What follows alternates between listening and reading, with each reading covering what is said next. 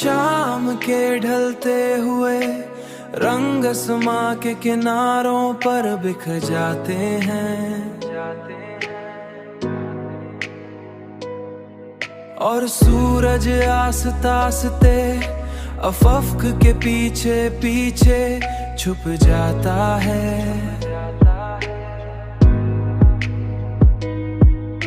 तो दिल के अंदर एक गहरी उदासी उतरती है।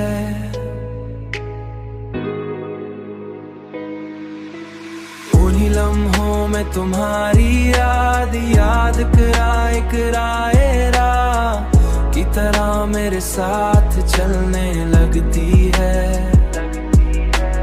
मैं इस साए से बचने की कोशिश करता हूँ, मगर ये हर बार मेरे वजूद का हिस्सा बन जाता है। मेरे वजूद का हिस्सा बन जाता है।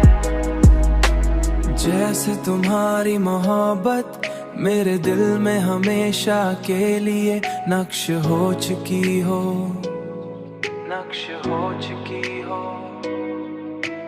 मैंने जिंदगी के हर मोड़ पर तुम्हें तलाश किया,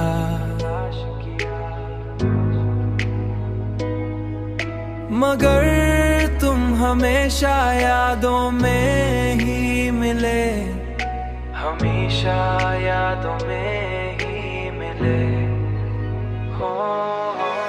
उन्हीं लम्हों में तुम्हारी याद कराए कराए राह की तरह मेरे साथ चलने लगती है।